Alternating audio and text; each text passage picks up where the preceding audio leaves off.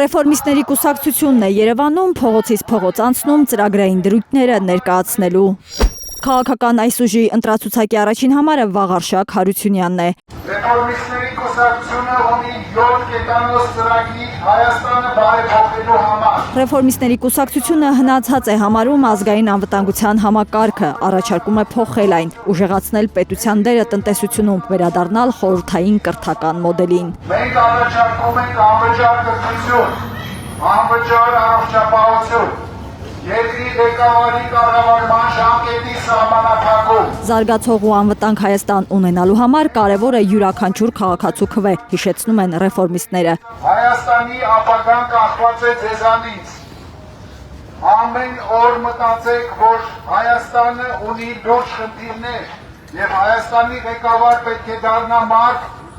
ով պատկերացնում է այդ խնդիրները։ Ռեֆորմիստները հորդորում են չհավատալ ու չվստահել քաղաքական կեղծ փրկիչներին ու մարգարեներին, որ ակտիվանում են հատկապես նախընտրական շրջանում։ Կատարեք ձեր ճիշտ ընտրությունը եւ ընտրեք գեներալ Վաղարշակ Հարությունյանին։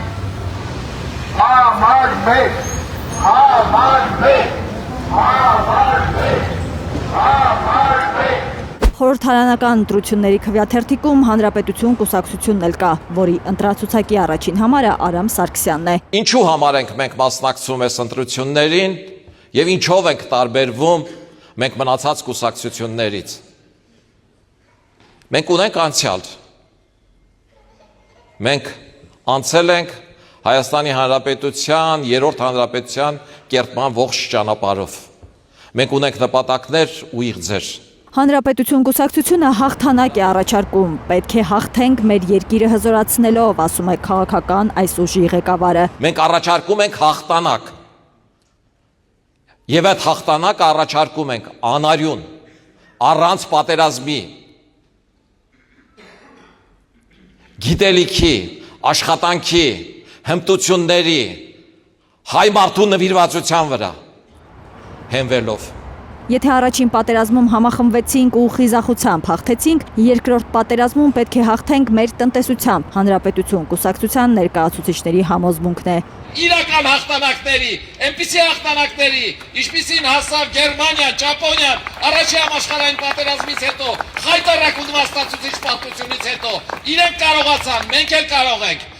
Ձեզանից հասնում է օգնել մեզ, ու մենք ձեզ կտանք այդ հաղթանակը։ Ժողովրդի աջակցությունն է հայցում նաև ժողովրդավարական համախմբում կուսակցությունը։ Քաղաքական այս ուժի ընտրացուցակի առաջին համարը Սուրեն Պետրոսյանն է։ Սա պարզապես հերթական ազգային ժողովի ընտրություններ չեն։ Սա ժողովրդի կամքի դրսևորման պատմական հնարավորություն է։ Ժողովրդավարական համախմբում կուսակցությունը ընտրապայքարի մեջ է մտել, որ Հայաստանն ազատի պարտադրվող կործանարար օրակարգերից, վատի եւ վատագույնի միջև ընտրությունից։ Հայկական պետություն, որը պետք է սպասարկի ոչ թե այլոց, այլ մեր ազգային շահերը։ Հայկական պետություն, որը հիմքում ընկած կլինի համահայկականությունը, ազգային ինքնությունը, արժանապատվությունն ու արդարությունը։ Իսկ հանրային կյանքի կազմակերպումը հիմնված կլինի քրիստոնեական արժեհամակարգի վրա։ Ասում են իրենց քվե տալով ընտրում ենք պայքարող, արարող ու հաղթող հայի հոգեբանությունը։ Ընտրելով 14-ը դու դառնում ես հայկական պետության կերտման անմիջական մասնակիցը։ Արփիս Քեսյան, Հայլուր։